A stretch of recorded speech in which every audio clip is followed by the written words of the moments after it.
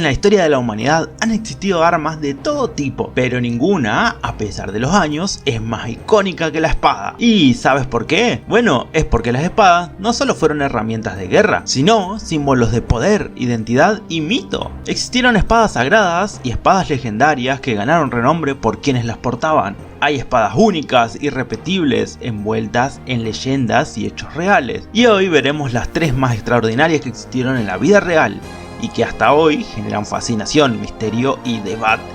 Así que te respondo a ¿cuáles son las espadas legendarias más importantes de la historia? Empecemos con una de las espadas más increíbles jamás halladas, y para ello tenemos que remontarnos a la antigua China. Estoy hablando de la espada de Gou Xian.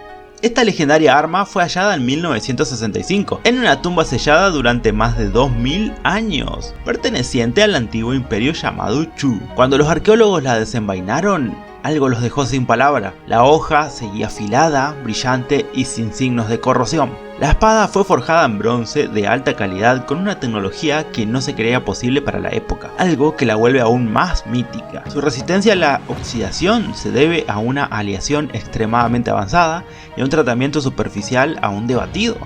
El arma, catalogada dentro del modelo llamado Xian, es relativamente corta comparada con la longitud de otras similares.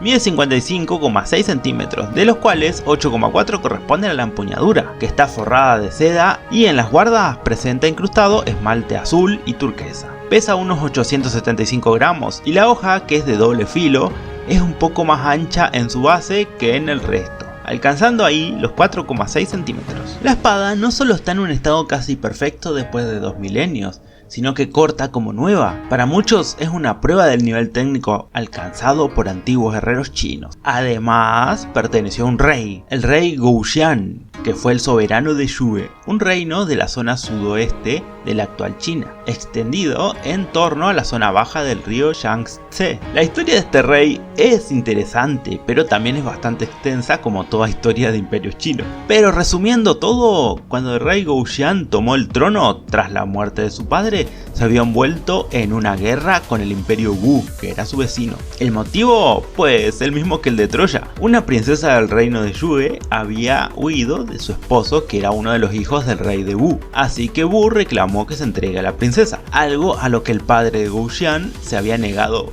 cuando vivía. Básicamente, Gou Xian heredó una guerra. Lo siguiente que pasó fue que Wu derrotó completamente al reino de Yue y aprisionó a Gou Xian durante 3 años hasta que finalmente lo soltó para entablar la paz con el territorio.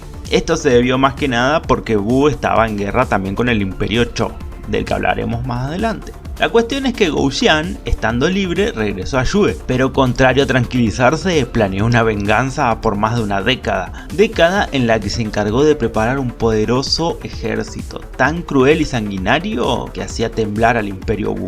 Se dice que este ejército era tan sanguinario que antes de comenzar el combate ponía al frente a reos condenados a muerte, con promesas de perdonar a sus familias, a que se degüellen a ellos mismos para horrorizar a los oponentes. Aunque también se dice que a veces eran los mismos soldados los que se ofrecían para este sanguinario rito con tal de horrorizar a los enemigos. Con este ejército, Gou Xian derrotó y conquistó todo Wu. Fue durante esta guerra que la espada de Gou Xian fue forjada. Lo curioso es que este rey vivió muchos años más, hasta que murió y dejó el reino en manos de sus hijos. Pero el reino de Yue fue atacado por el imperio Zhou, que se había hecho de poderosos aliados. En ese ataque cayó el reino de Yue y las tierras fueron repartidas. Al parecer, la espada de Gou Xian, que se mantenía impoluta, fue entregada a los gobernantes del imperio Zhou, que más tarde terminarían enterrándola en una de sus tumbas, hasta que fue encontrada.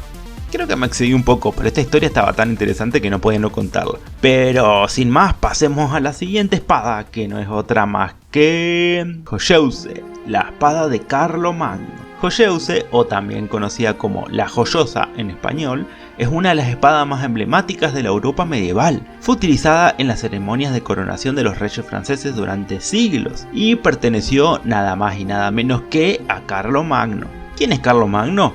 Bueno, fue el rey de los francos, el rey de los lombardos y fue el emperador del Sacro Imperio Romano Germánico. Un poquito importante el señor.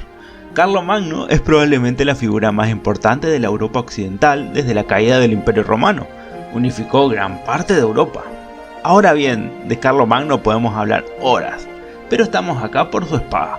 La Joyeuse se conserva y se expone a día de hoy en el Louvre, y aunque se le adjudica a Carlomagno, no hay pruebas científicas de que él la haya empuñado en algún momento, aunque tampoco hay pruebas de lo contrario. Las menciones más grandes que podemos encontrar son las referencias en el Cantar de Rolando, que es una obra medieval que toma como protagonista a Rolando o Roland, que es el sobrino de Carlomagno. En el Cantar se dice que su espada joyosa, que jamás tuvo su par, cambia de color 30 veces por día.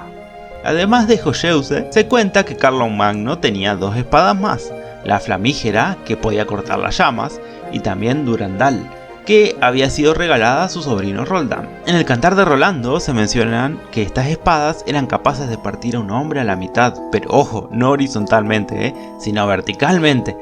De hecho, se relata cómo lo hacen, tanto Carlomagno como Roldán.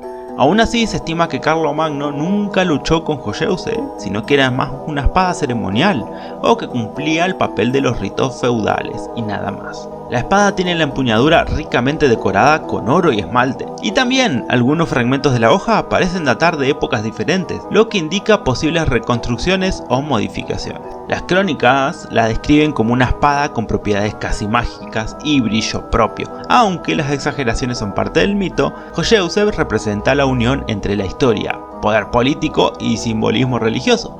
Es una espada cuya presencia cambió el rumbo de Europa. Y un top de espadas sin katanas no es un top de espadas, así que ahora hablemos de la mítica Honshu Masamune. La Honshu Masamune es la katana más famosa jamás forjada por el legendario herrero Masamune, también llamado Goro Nyudo Masamune.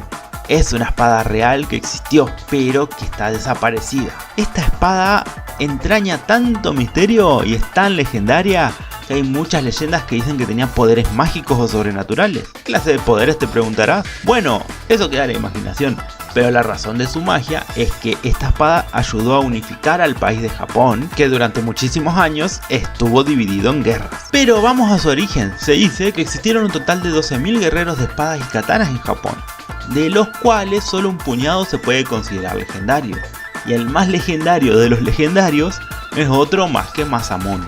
Masamune comenzó a forjar armas cuando los samuráis estaban en su pleno apogeo, y resultó que era un maestro artesano de la fabricación de katanas. Sus habilidades eran tan increíbles que fue capaz de aplicar y crear técnicas tan avanzadas que a día de hoy se estima que estuvo adelantado unos 200 a 300 años a su época para las armas que forjaba. Tenía una habilidad que únicamente él podía replicar y nadie más. Lograba hacer que la hoja de las katanas sea extremadamente flexible e incluso la describían como blandas en el lado sin filo. En cambio, su filo era extremadamente duro, volviendo a las espadas tan maleables como letales. Eran tan codiciadas las armas que hacía Masamune que los shogunes, coleccionistas de los samuráis más adinerados, se peleaban por tener sus armas. Y sí, digo armas porque fabricó muchas y de diferentes tipos, pero cada una era una pieza única, básicamente una obra de arte. La espada de la que estamos hablando hoy fue su obra magna. La Honshu Masamune es la espada legendaria entre todas las espadas que fabricó el herrero legendario de Japón. Bueno, hasta acá decimos, ok, es muy importante, pero la historia sigue. Se desconoce cuándo fue creada la Honshu Masamune, pero se estima que fue a principios del año 1300, y tampoco se sabe para quién la creó ni quién fue el primer dueño de esta espada. El primer registro de su existencia fue durante la batalla entre las tropas del general Honshu Shigenaga y las fuerzas de Umanosuke, durante el periodo Sengoku entre 1467 y 1615. Los historiadores dicen que Umanosuke usó la Honshu Masamune para golpear la cabeza de Shigenaga, aunque el casco del general se partió, lo cual es un testimonio de la fuerza y la agudeza de la Honshu Masamune. Shigenaga sobrevivió, y fue en ese mismo momento que él asestó un golpe mortal a Umanosuke. Sí, eso habrá sido algo de película, ¿no? Pero la cuestión es que Honshu Shigenaga se adueñó de la espada y la bautizó con su propio nombre y el del creador. así que la llamó Honjo Masamune, conservándola como premio de batalla. La Honjo Masamune podría haber tenido otros maestros antes de Umanosuke y Shigenaga. Hay que tener en cuenta que desde su creación a esta batalla pasaron unos 270 años. Y lo interesante de esto es que la espada seguía estando impecable. Shigenaga conservó la espada durante años, hasta que terminó vendiéndola debido a dificultades económicas a finales del siglo XVI. La vendió por 13 piezas de oros al clan Toyotomi, quienes gobernaban Japón en ese momento. Tras la caída del clan Toyotomi, la espada fue adquirida por el nuevo shogun, pasando a posesión de Tokugawa Ieyasu, que no sé si le suena de algo el nombre, pero fue alguien muy importante, ya que fue un formidable señor de la guerra que, empuñando la Honjo Masamune, logró unificar Japón en 1603, iniciando un periodo de paz que duraría más de 250 años. Así, la katana no solo se convirtió en símbolo de poder, sino también en una pieza fundamental de la historia japonesa. La Honjo Masamune siguió siendo una apreciada reliquia dinástica, convirtiéndose en un tesoro familiar y símbolo de la dinastía Tokugawa. Así fue pasando de shogun a shogun. Incluso después de que el shogunato diera paso a la restauración Meiji en 1868, los Tokugawa consiguieron conservarla. De esta forma fue declarada Tesoro Nacional en 1939. Con cada generación era considerada más que un arma, era un legado familiar que resonaba en la historia de todo un país. Pero algo malo tenía que pasar, y esto fue después del fin de la Segunda Guerra Mundial. Terminando la sangrienta guerra, Estados Unidos ocupó Japón tras su rendición y decidió realizar un desarme de la población. De esta forma, los soldados recogieron todas las armas, incluyendo las katanas japonesas que quedaban, causando las quejas de muchos ciudadanos. Incluso algunas familias decidieron esconder sus katanas más valiosas. En este punto sucedió algo. El clan Tokugawa, que todavía pertenecía intacto desde ese entonces, tenía en su poder una enorme colección de nihonto, que son espadas tradicionales japonesas. Entre todas ellas, la más valiosa y relevante era la Honjo Masamune. A pesar de lo valioso que era la colección, ya no solo como valor familiar, sino como tesoro nacional, Tokugawa Ieyasu, el cabecilla del clan Tokugawa, decidió que lo honorable sería obedecer al vencedor. Algo que no fue bien recibido por muchos, ya que la entrega de las legendarias katanas fue tomada como una traición a su legado y al país. La razón de esto es que se consideró que la custodia de las katanas no fue un acto de protección estadounidense, sino una forma de desmoralizar y humillar a Japón a sabiendas del simbolismo que las katanas poseían. La última mención de su paradero se sitúa por diciembre de ese mismo año de la entrega. Allí el informe del ministerio japonés sugiere que fue entregada al sargento Coldy Biamore o Balsamore del 7º Regimiento de Caballería de Estados Unidos. Pero ese sargento no aparece en los registros del ejército, lo cual podría ser un error por transcripción fonética, pero sin embargo vuelve la identidad del sargento un misterio, y sin poder encontrarlo existe incluso la posibilidad de que fuera un nombre falso. Además, el general Douglas MacArthur, encargado de la ocupación de Japón, implementó reformas que afectaron a la preservación de las katanas. Mientras algunas fueron salvadas y regresadas a Japón, muchas más terminaron destruidas o llevadas a tierras lejanas como trofeos o vendidas a coleccionistas, aumentando más la especulación sobre el destino de la Honjo Masamune. En el peor de los casos, esta legendaria espada fue destruida. Pero quién sabe, tal vez sigue escondida en algún tesoro nacional oculto de algún país, o forma parte de alguna colección privada en el mercado negro. Eso sí, mientras siga existiendo, hay esperanza de que algún día vuelva a surgir. Quién sabe, ¿no? Si realmente resultase ser una espada mágica, tal vez vuelva a aparecer cuando el mundo más la necesite. ¡Ah! Eso quedó re épico. Nah, probablemente la tenga algún ricachón en su sótano. Maldita gente que detesto.